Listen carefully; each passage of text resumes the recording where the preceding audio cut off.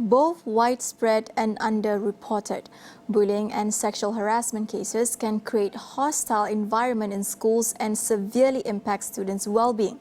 Therefore, a holistic policy should be put in place in order to create a safe space in schools for our children.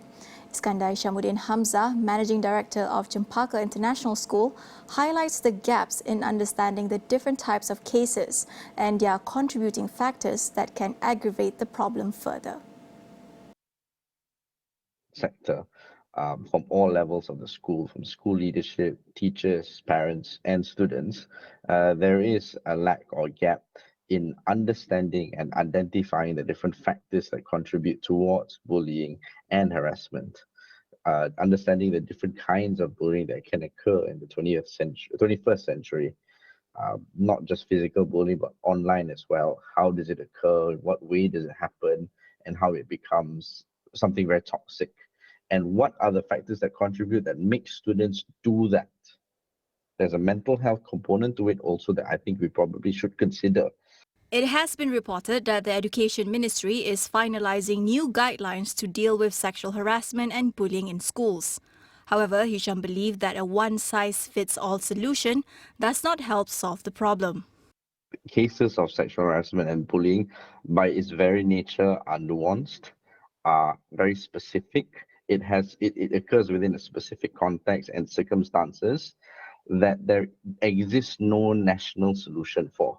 The solution for it must be from the school level. So if we have guidelines from KPM centrally, it may not apply universally or as effectively across the board in all kinds of schools.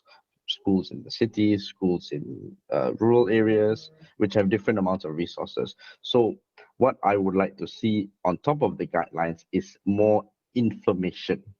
What does the law say? What do principals and teachers need to know in terms of looking out for warning signs and red flags? Information is really the most important thing rather than directives and instructions on what to do.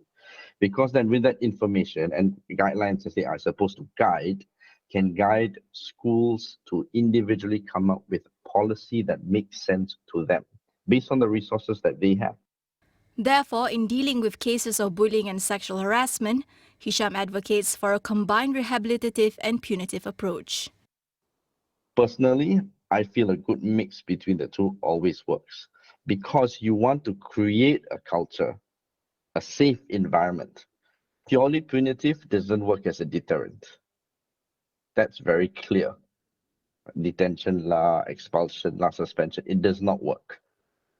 So we need to work together at the school level that makes school policy that makes sense once again for what they have on the ground, for what the students like, for what the parents are like, because we're going to need everybody involved, all the stakeholders. I think it's mentioned as well. And that's one part I do like from KPM's statement, that they want to include a lot of different stakeholders in this, different agencies, including the parents and community, to find a solution that makes sense to them for the students to understand what is wrong and what is right.